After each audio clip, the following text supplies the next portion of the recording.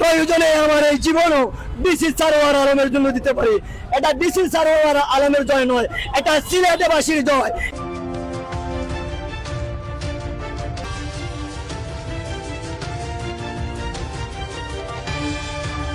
DC Sarwar আলমের জন্য আমি রাস্তায় নেমেছি, শুধু রাস্তায় নামছি না, প্রয়োজনে আমার এই জীবনও ডিসি সারোয়ার আলমের জন্য দিতে পারি। এটা ডিসি সারোয়ার আলমের জয় নয়, এটা সিলেটবাসীর জয়, এটা বাংলাদেশের জয়, এটা তামাম ওয়ার্ল্ডের জয় হবে। একজন সত্যকারী মানুষকে সম্মান দেওয়া, তাই ওনাকে সম্মান দিতে গিয়ে যদি আমার জীবনটা চলে যায়, আমি হাসি মুখে সেই জীবনটাকে বরণ করে নিব। আমার এই জীবনের দরকার নাই, যে জীবনে আমার সম্মান দিবে আমি ওই জীবন চাই। আমি আর কিছু বলার মতো সাধ্য ক্ষমতা এখন নেই।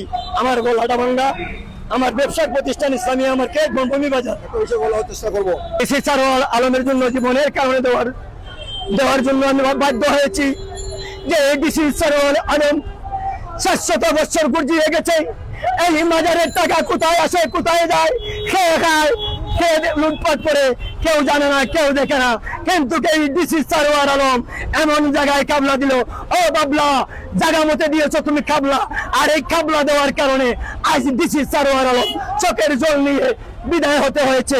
আমি চাই সেই ডিসি সারোয়ার আলমদের পুনর্বহাল করার জন্য সিলেটের মাটিতে, কারণ সিলেটের মাটিতে যদি ডিসি সারোয়ার আলমের মতো ব্যক্তি থাকে, তাহলে আপনারা জেনে রাখেন, পরিষ্কার কথা আমি বলে দিচ্ছি, অন্যায়কারী থাকবে না। অন্যায়কারী বাংলার মুখ থাকি পলাতন হবে, পালিয়ে যাবে, আর বলার কিছু নেই।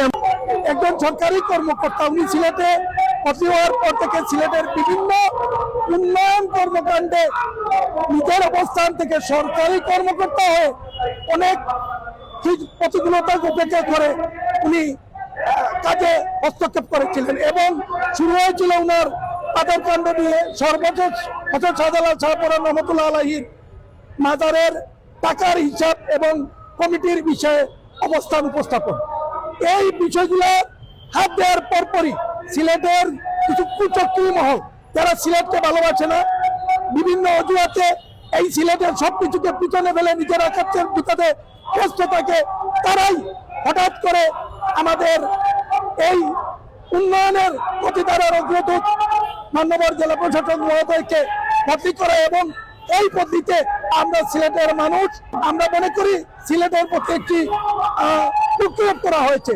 আমরা আশা করব অচিরেই সারোয়ার আলম মহোদয়কে আবার আমাদের মধ্যে ফিরিয়ে দেওয়া হবে এবং হযরত শাহজালাল রহমতুল্লাহ আলাইহি, হযরত শাহপরান রহমতুল্লাহ আলাইহি এবং গাজী বুরহানুদ্দিন রহমতুল্লাহ আলাইহির মাজার কমিটি হবে সার্বজনীন এবং সত্যতার মাধ্যমে এই হিসাব উপস্থাপন করা হবে।